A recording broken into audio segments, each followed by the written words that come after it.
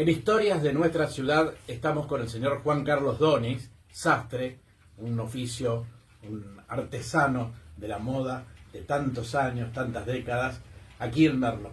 ¿Cómo le va? Muchas gracias por recibirnos, Juan Carlos. Muy bien, muchas gracias, Radio Ciudad. Bueno, ¿cómo es que usted, Juan Carlos Donis, se inicia en esta profesión? Y como todo, en aquellos tiempos donde uno estudiaba la primaria, y en los pueblos que uno nacía, la provincia de Santa Fe al sur, no había secundario. Solamente iban a Rosario, gente pudiente que les podía alquilar a sus hijos una pensión en Rosario para que estudien. En mi caso no ocurría eso. Entonces mi padre me puso a estudiar un oficio. Sin preguntarme si me gustaba nada, me mandó a aprender desastre. Y bueno, y así empezó. Yo tenía 12 años.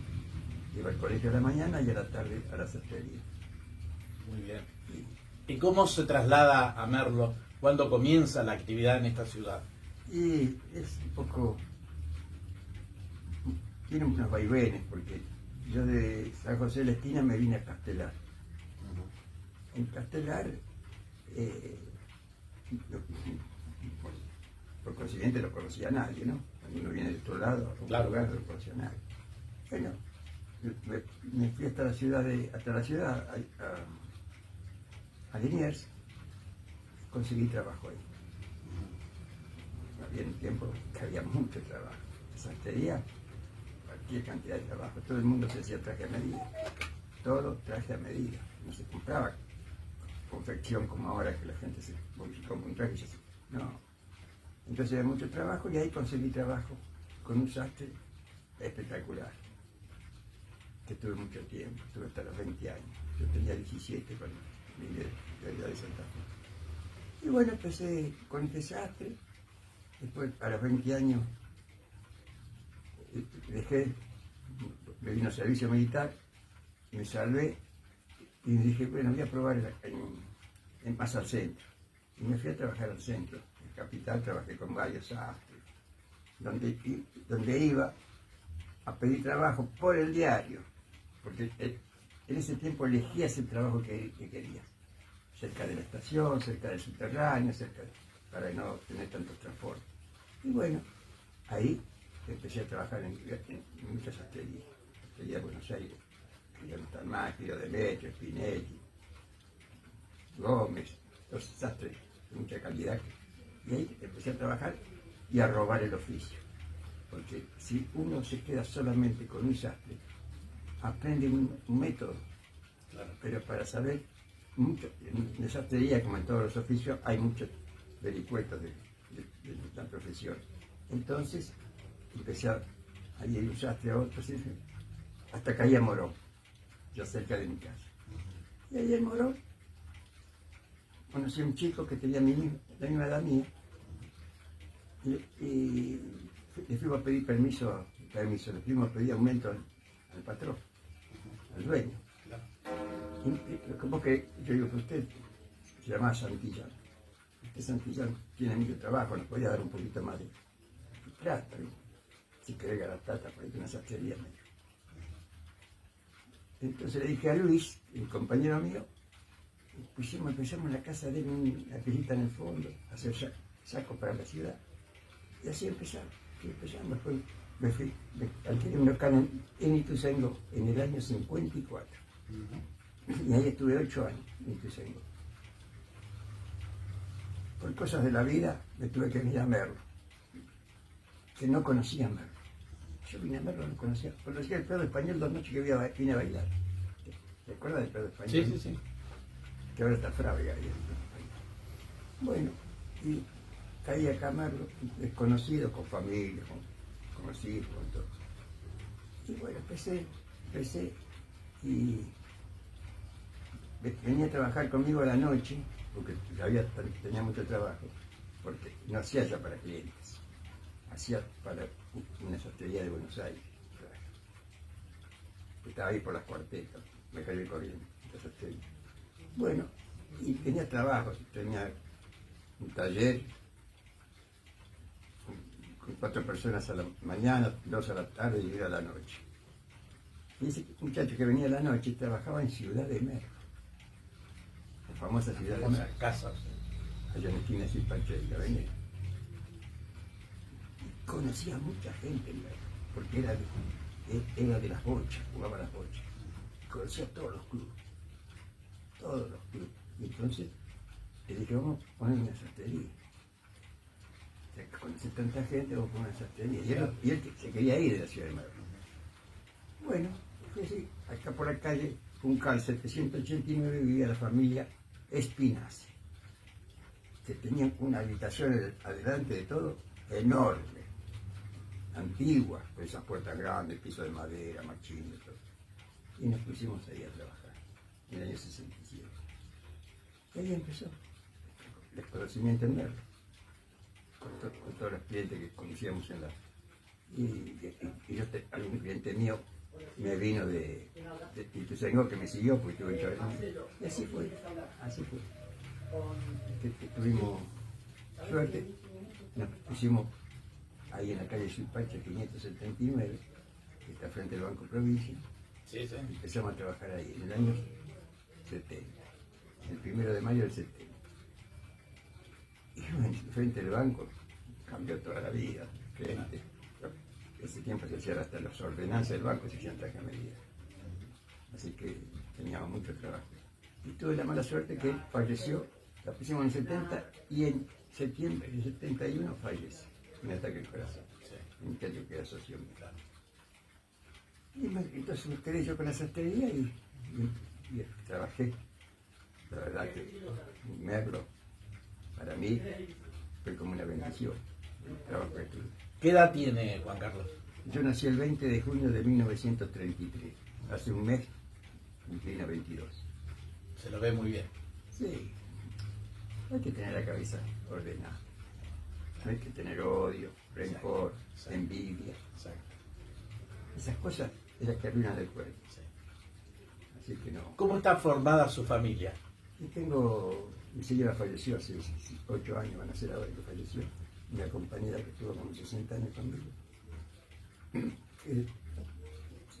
Una de las cosas que siempre digo yo, que yo estoy bien así, gracias a mi señora, claro, porque me cuidó. Claro. Me cuidó mucho, me cuidó a morir. A morir. Bueno, y tengo 4 hijos, un montón de nietos, 9 nietos, 4 bisnietos. Tengo mi familia grande. ¿Alguno sigue el oficio de sastre? No. Es como mi papá era albañil y nunca quise que... Claro. Porque a él no le gustaba que yo tomara frío, claro, que yo me muera de calor, que haga trabajo pesado. Entonces él me inventó a hacer sastre, porque tenía un amigo que era sastre en ese pueblo, y le dijo, te voy a mandar. Sí, mandalo. Bueno. ¿Cuándo cambió la forma de vestir del argentino? En los 90. ¿Con la importación? Claro, cuando se ve la importación, cuando venían los trajes por monedas, la gente se fue perdiendo la elegancia de Argentina. Era uno de los ciudadanos más elegantes del mundo, era el argentino. Sí. Porque nosotros copiábamos a Europa. Claro. El argentino en ese tiempo copiaba a Europa, copiaba las costumbres, el trabajo, la conducta, la cultura, toda europea. Cuando vino en los 90 se abrió Estados Unidos y bueno, ahí empezó la estilótica. La música importada, como dice, todo, lo fue cambiando todo. Porque se vivía de otra forma, mirando a Europa. Porque teníamos todos nuestros abuelos europeos, o español, o italiano, o turco. Había en ese tiempo que decían turco, no eran turcos, pero a todos los que venían de allá, de la zona de esa Arabia, todo eso, que decían turco. Claro. A mí me enseñó un turco a trabajar. Y después se dijo un polaco. Pero ahora ya no, sastres extranjeros no hay más, solamente algún boliviano, que son muy trabajadores, pero no son sastres finos. Claro. Que como se ve, tampoco se puede hacer el trabajo que se hacía antes, ¿no? Ahora se aligeró mucho el trabajo. ¿Por qué? Porque la industria hay producción de telas que necesitan menos trabajo que antiguamente. Claro. Antiguamente era pura lana. Oye, antiguamente uno terminaba un traje negro y había que delustrarlo. ¿Sabes lo que es ilustrar? Cuando vos lo estás haciendo el traje, la plancha le está sacando lustre a la tela.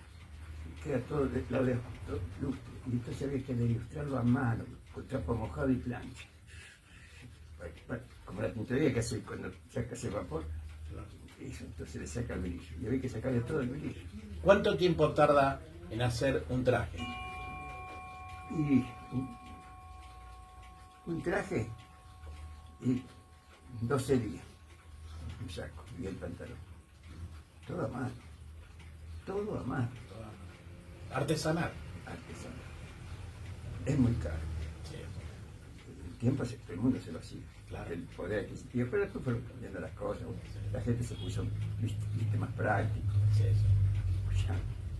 Hoy, esta mañana estaba escuchando que el vaquero más barato vale 80.000 pesos. Claro. La parte económica incide mucho. Y antes era el traje, el chaleco, el sombrero, se vestía de otra manera. El traje, el saco, Sí, chaleco, sí, el pantalón, sí. el sobre todo, Sobre todo, el sombrero, el sombrero. la bufanda y los guantes. Exacto. ¿Por qué? Porque no había calefacción en ningún lado. Claro. En tu casa no tenías calefacción. Sí. Aquí salías a la vereda, acá helada. En el tren no había calefacción. Claro. Donde trabajaba no había calefacción. Juan Carlos, y ahora en la actualidad, ustedes ubicados en la calle Juncal, esquina Bolívar, frente a la parroquia Nuestra Señora del Carmen, Sí. además han acoplado otros rubros como relojería, antigüedades. Sí. Mi hijo siempre le gustó las antigüedades. Y yo tenía el negocio y no tenía, la vidriera no decía nada, yo decía sastrería y nada más. Tenía una cortina que ni siquiera se miraba para adentro. Y un día vino y me dijo, ¿para qué? Si vos pagas aquí de cuenta. Pero tal, me puso ahí unas cositas en la vidriera y ahí empezó con las antigüedades. Claro. Y después la relojería, que es el club que más nos gusta. A mí me gusta mucho la relojería, siempre fui muy aficionado a los relojes. Muy lindo. Sí. Y bueno, y tenemos un poco de todo. Bueno, Para Juan Carlos, para poder subsistir. le agradezco mucho esta nota, los saludo. Muchas gracias a Eduardo del Bono. Muy bien. Y Los felicito. Yo lo felicito por la continuidad de la radio. Bueno. Porque hay que aguantar en estos tiempos Sí, la verdad. una pyme como la radio. Sí, y lo felicito por su hombría de bien, su conducta, su trabajo, su empresa, su trayectoria, un verdadero ejemplo en estas historias de nuestra ciudad. Muchas gracias por recibirnos a todo nuestro equipo. Sí, por favor, encantado de recibirlo y de tener este momento de